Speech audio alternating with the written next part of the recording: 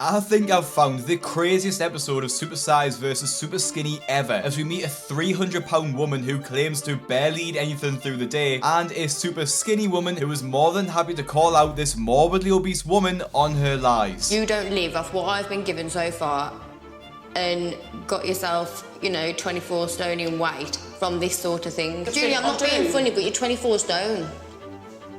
Do you not think I know that? It doesn't make sense, Julie. Doesn't make sense. I'm only saying what I know is true. I'm not lying, I'm not... Is it true, though? Yes. It doesn't look like it. And the first person we meet is 23-year-old Jade, who is far from happy about how she looks. But before we meet Jade, make sure you subscribe, because I post videos like this every single Friday and most Mondays, and I'm trying to hit 500k by the end of 2026. Anyway, let's get into the video. When I look in the mirror, I feel quite upset, disgusted. It's not what I want to see, and I wish I could change it at the snap of a finger. How did I get here? You know, women are supposed to like their bodies and feel confident, stuff like that. I don't. I hate my body. Sandwich for Jakey. After having a baby 18 months ago, full-time mum Jade became a food-free zone. Since I've had Jake, my appetite has just gone downhill dramatically. I pick at food, I don't like food, I don't look at food. I just have a very negative vibe towards food. When she was pregnant, she was actually radiant and she looked very healthy. But after she had Jake, the weight seemed to drop off and it was very, very noticeable. Having a negative attitude, like Jade says, towards food sounds like a very problematic relationship with food. The way that she speaks about her body is also really sad. No one should feel disgusted in how they look in the mirror. Yes, she does need to gain weight and improve her relationship with food. However, she shouldn't feel disgusted with herself for being underweight. Having a negative view of your body can just entrench yourself in these negative feelings. So, as well as improving your diet, it's important that you work on your mental health while improving your diet to make sure you don't fall back into old habits. Jade knows she has an issue, which is why she's on the show, so hopefully she can improve not just her diet but also her self-image. Jade may have lost her love for food, but has fallen head over heels for its replacement. I personally think that I have a great relationship with caffeine. I love caffeine and caffeine probably loves me.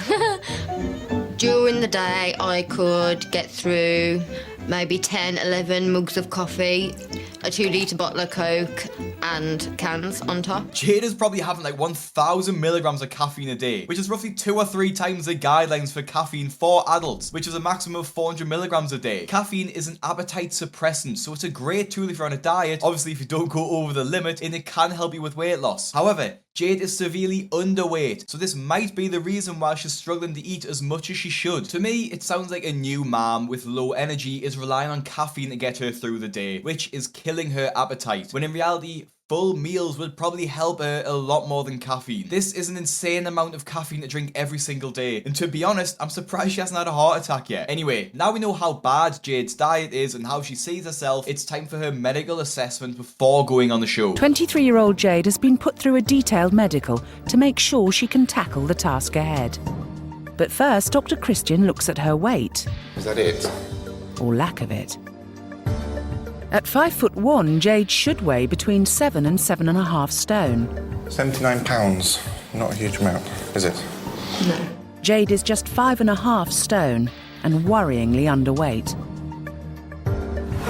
The perfect body for me would be 7 stone, have curves, maybe have a pair of hips and a pair of boobs. So you are 22 inches around your middle. Just a natural womanly figure. I'm going to go around your thigh. So you're 14 and a half. Something that I haven't got. I'm literally straight up and down. 7 and a half around your arm. Okay. A diet free of food is giving Jade deficient results all round. Jade is absolutely tiny, and she actually has a BMI of around 14, which is severely underweight and actually puts her at risk of a whole range of health issues, with sudden cardiac arrest being the most serious. I talk a lot about the health issues related to obesity on this channel, but people need to remember that being dangerously underweight also has just as many health risks. The positive thing is though that Jade knows she's at risk of these health issues and is on the show to put on some weight. And not only does she want to gain weight to essentially save her life and improve her body image, but she wants to be there for her young son. Jake means the absolute world to me. If my weight does keep on dropping, you know, I could be really, really ill. I could end up in hospital, not be able to care for my little boy.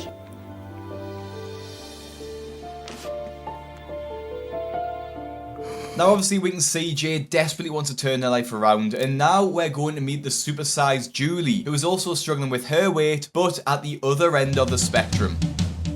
Meet your new housemate, Julie Tregeagle, all 23.5 stone of her, which is about 4 Jades.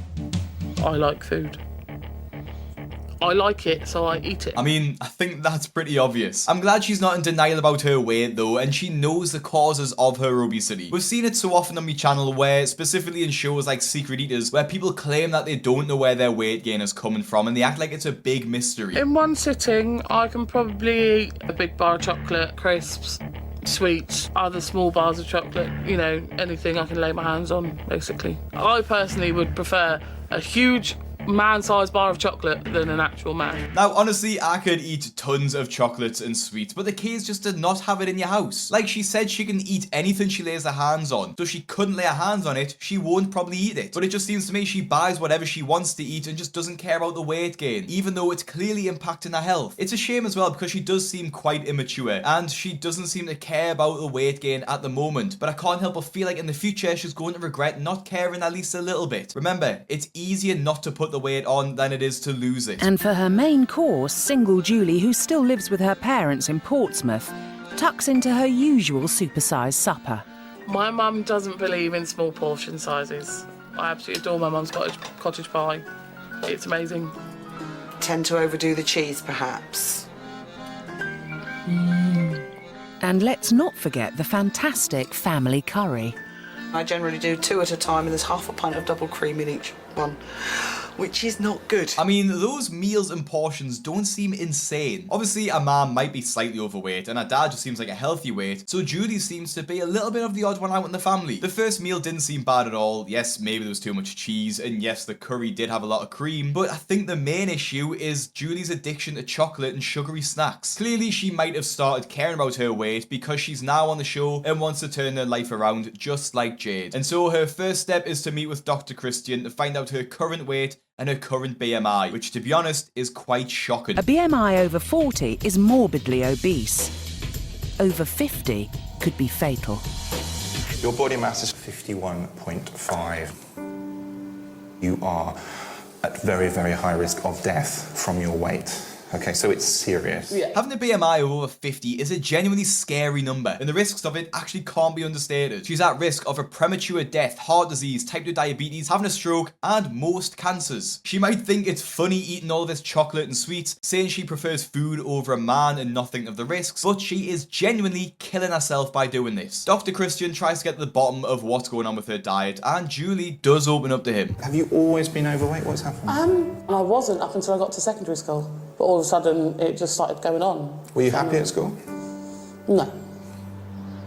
I was bullied a lot because of my weight. It was a constant thing. It never stopped. From the day I started school to the day I left. It just made me feel like I was worthless. You know, and that's all I was. I was just this fat girl in school, and that was it. Do you think the bullying caused you to eat more? I don't think so. I wouldn't say I comfort eat as such. I eat because I like food. There's 2 things, what we call emotional hunger and physical hunger. And I bet you haven't felt physical hunger for a very long time. And I think, although you say you don't comfort eat, I think that there is a large amount of emotional eating with you. You can tell just by Julie's reaction that there's a lot of truth in what Dr. Christian is saying. Despite what Julie says, I think it's very obvious that she is emotionally eaten. She still sees herself as this fat girl from school, and it seems like the bullying in school is definitely still an open wound. It's genuinely very sad that Julie sees herself this way, but she needs to turn her life around sooner rather than later. Jade and Julie are about to meet for the first time to see if they can help each other with each other's diets.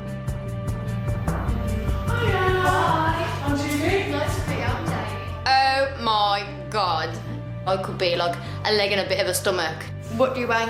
I weigh 23 stone 8. Right, What's I'm yours? 5 stone 9. My God, she's small. And she looks quite fragile.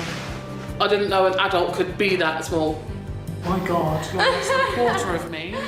Seeing them both together is a pretty crazy sight, to be honest, and it really puts into perspective just how badly both of them needed help. I do feel though that they would benefit from having just an average person in there, because both of them are just seeing the extremes of how far a human body can be pushed, and they aren't really saying what a healthy weight or a healthy diet looks like in there. And moving on from this though, Julie and Jade have both filled in a food diary, telling the show what they eat during the week. And if you've seen the show before, you'll know what's about to happen. All of the food they say they eat is going to be thrown down the tube, and that's how they show it for some reason. So Jade, we're going to start with you. I'm going to start with breakfast. Let's have a look.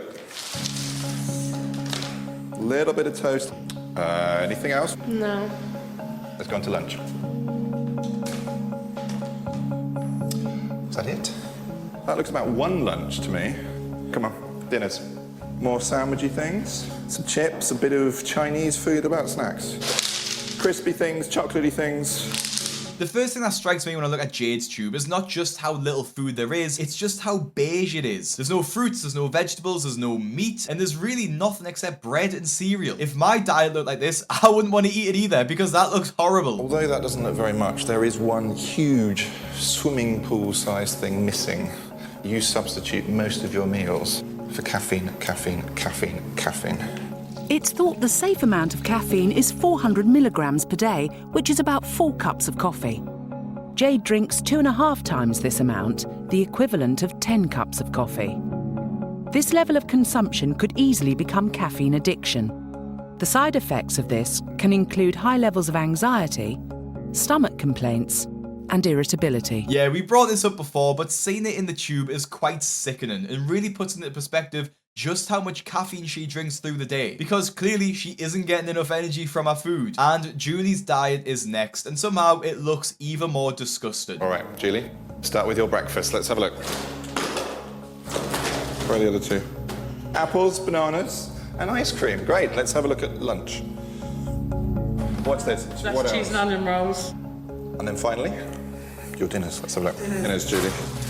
There's the chicken curry. Yeah. And let's have a look at snacks. A woman of Julie's size would normally be consuming nearly 4,000 calories a day. According to the food diary she gave, she's consuming just over 3,000.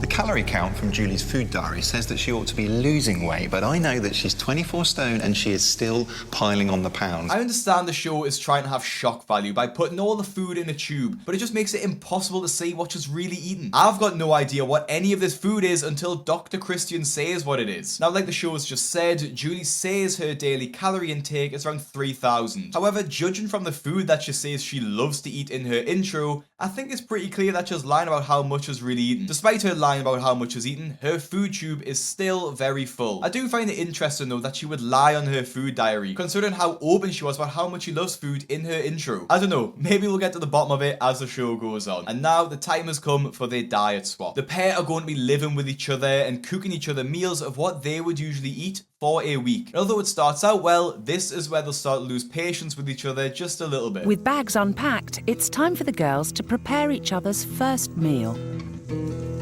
It does look really nice. It does, doesn't Looks it? colourful. It is. Don't speak too soon, Jade. This is one of Julie's mum's cholesterol-crammed curries. Are you going to put more in?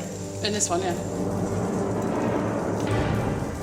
Oh my God, of sat fat there is 9.4 grams. That curry was looking very good until Julie put in that amount of double cream. A little bit of cream and curry is fine and it thickens it up and it tastes very nice. However, Julie's put a lot of extra calories into those curries just from the cream. 100 gram of that cream she's using is around 500 calories. And I can't tell how much she's put in, but it is a lot and probably over 100 grams each. Now, it does look very tasty, but it's not exactly the best thing to eat when you're over 300 pounds already. And Jade's meal, if you can call it that, is just as bad. And while Julie serves up Jade's curry, dairy-free zone Jade sorts out Julie's dinner and pops the kettle on. When I realised that all I was getting was coffee, I sort of thought, oh my God, that's it.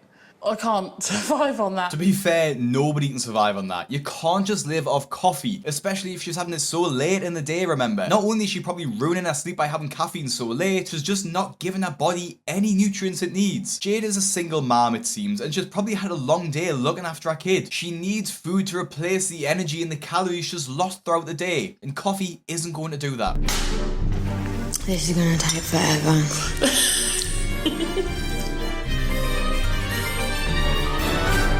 Starting to feel a bit.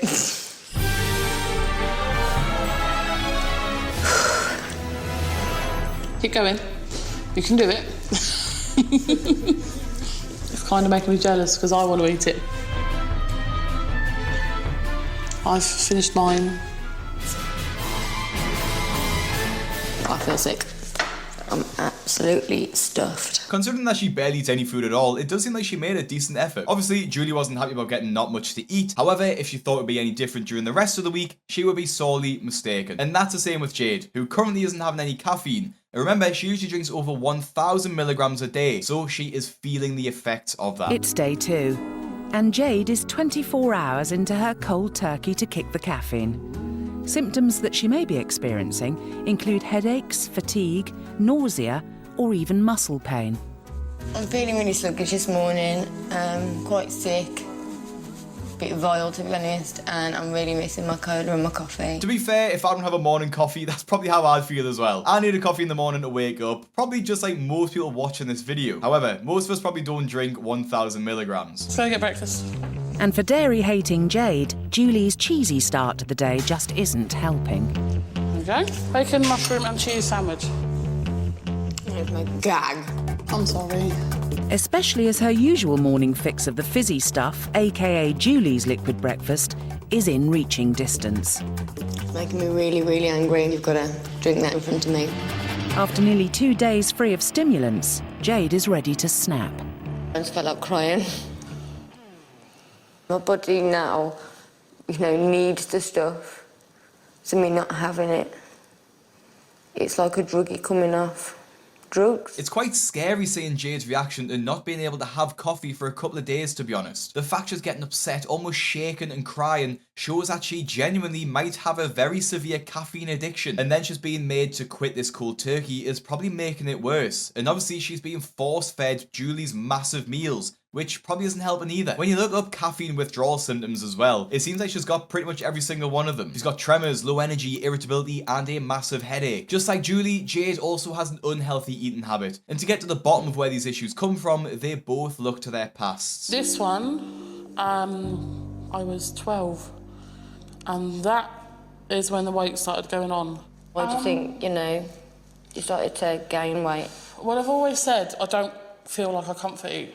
Yeah. But looking back, I think I must have done because that's when my granddad was in hospital and he died shortly after that.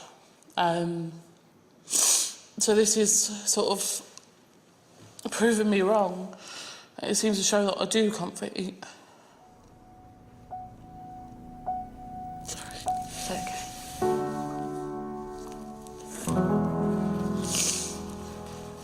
I think nobody really sits there and tells themselves, yes, I comfort eat. It's a very subconscious thing to do, to feel bad and to go and get some food. If someone asks you if you're eating because you feel bad, you're probably going to say no. It's not until Julie looked at photos and really reflected on her life that she realised that she was using food as a coping mechanism. After her granddad died, she started getting bullied in school for her size and probably just comfort ate even more. It's really sad and, to be honest, a very vicious cycle. The more you get bullied, the more you want to eat to make yourself feel better. The bigger you get, and the more you get bullied. It's a cycle we're seeing a lot on shows like My 600 Pound Life. Obviously, it's a shame that Julie got to this size before she realised that she needed help, but it's never too late. Like they say, the best time to plant a tree was 20 years ago. The second best time is today and now. And Julie is finally starting to realise that not only that she needs to lose weight, but also the causes of her weight gain, which, like I said in the intro, is a key part of the process. Now Julie has faced her past, it's time for Jade to as well. I felt beautiful when I was carrying Jake because I had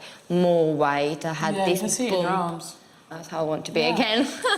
Minus the big tummy.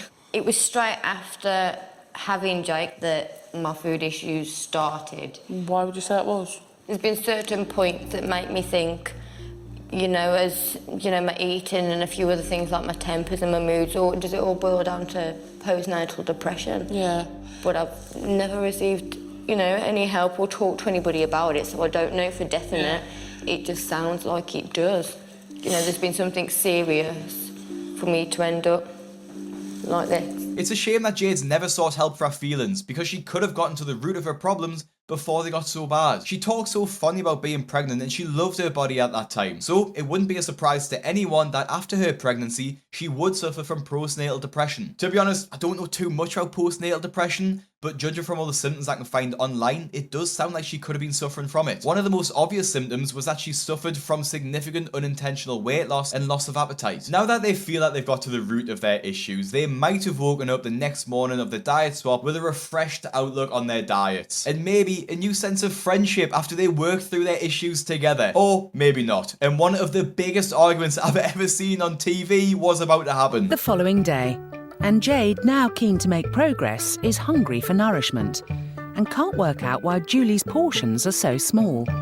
That's my lunch.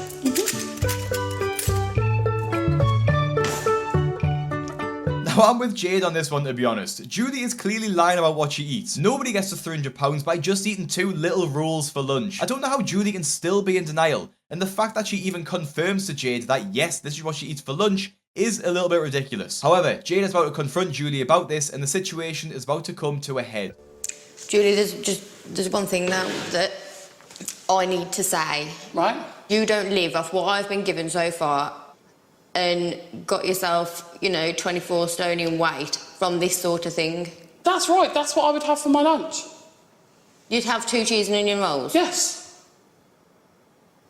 I don't eat like a pig every day, like people seem to Julie, think I'm not I do. being funny, but you're 24 stone. Do you not think I know that? It doesn't make sense, Julie. It doesn't make sense. I'm only saying what I know is true. I'm not lying, I'm not... Is it true, though? Yes. It doesn't look like it. Or maybe it doesn't. It doesn't. But what? Have you lied? No. Have you cut your food diary down? I'm sorry, I can't sit here and be told I'm wrong anymore. I'm fed up being told I'm fake and I'm lying and I'm wrong, and don't bother me with the camera. Don't. Now, I'm not laughing at it, but it was quite funny when the cameraman chased her upstairs despite Julie screaming at them. Anyway, it's sad that Julie got upset, but she needed this wake-up call and she needed someone to call her out. She can't just keep living in a dreamland where she doesn't eat any food and her weight gain is coming from nowhere, because that's not reality, and that reality is killing her. Her weight comes from the food she eats, and she is currently lying on the show about what she eats. The reason she got upset, in my opinion anyway, is because she knows she's lying and couldn't handle it. And then when she got called out for it, she didn't have an answer and just got upset. It's easier for Julie to run away from her problems instead of facing them head on. All my life, I have put a brave face on and saying, I don't care. I don't care what you think. It doesn't bother me. I'm smiling and, you know, I'm happy, I'm fine. It's not till I get home and I close my bedroom door that it upsets me.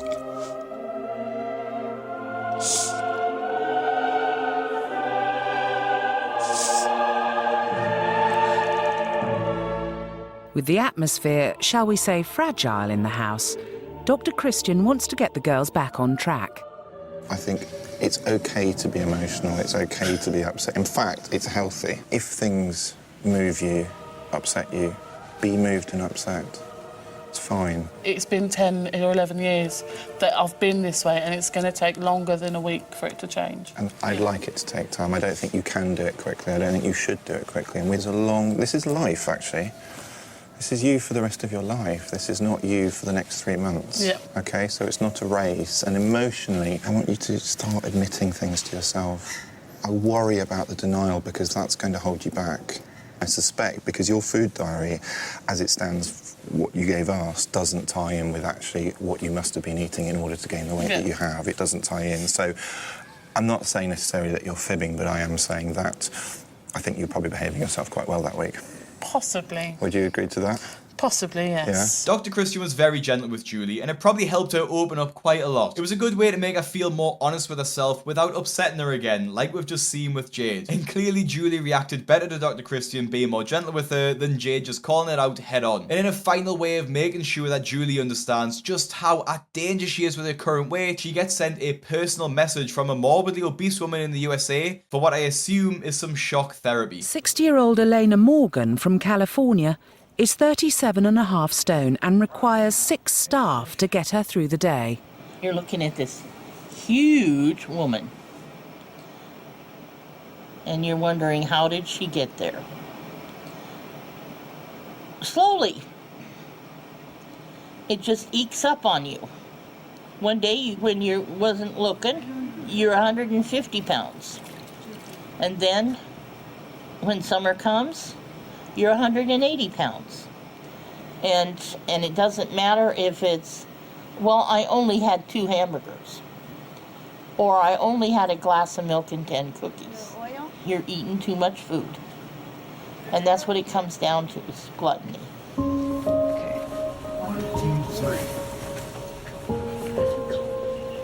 So, you know, when you get this desperately ill, you're in trouble.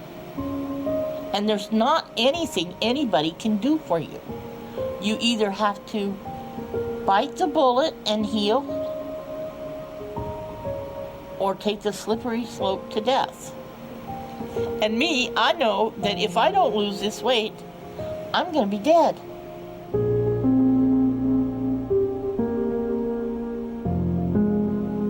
If I were you, if I was 50 pounds overweight, I'd go running and screaming to a gym as fast as I could, and I would do everything. I would take my kids on walks every day, and I would play with them every day, and I'd turn that godforsaken TV off, and I would start living life to the fullest. I want to stop it before we get to Julie's reaction, because I just want everyone to take in what she's just said. Don't let it get to the point where you cannot do things with your friends or family or go out and enjoy your life. If you're able to now, go out and do it. Get outside and live a healthy life. Don't wait until you can't do it and then wish you could. And before we go any further, Elena did unfortunately succumb to her obesity-related illnesses in 2009. She was renowned as being one of the world's heaviest people and weighed 700 pounds by the time of her death. What do you think?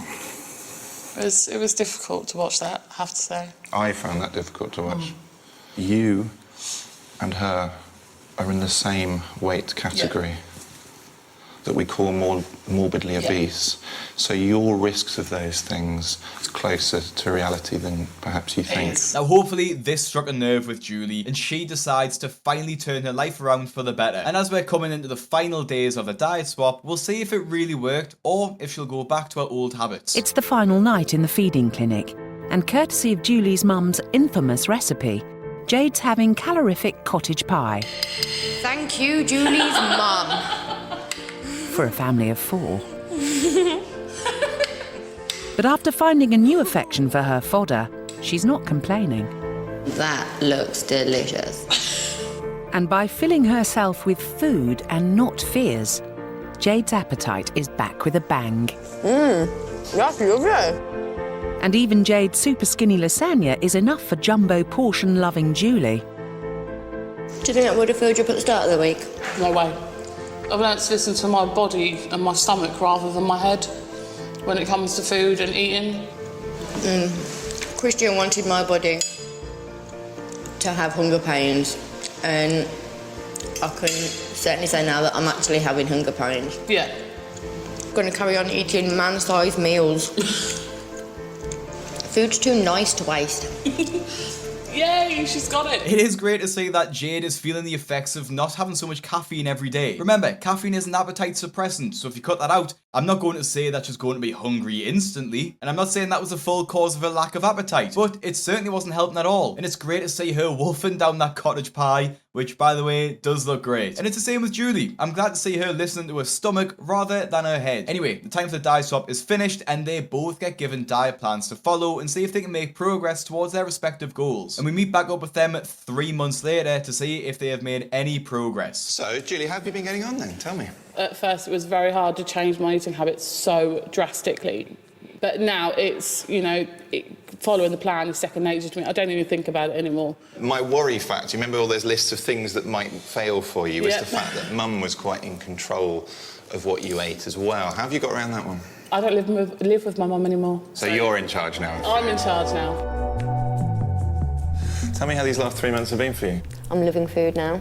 You're loving food? Gosh, I never thought I'd hear you say that, really. Do you feel better? Do you feel healthier, happier? God, yeah, I feel so much healthier. I feel like I've got loads, actually bundles of natural energy. So yeah, I do. I feel absolutely amazing. I know when you were in the feeding clinic, you did make some connections between how happy you were feeling or actually how unhappy you were feeling after your baby was born. What have you done about that now? When I left the house, I actually had to go to the doctors and go and get it sorted.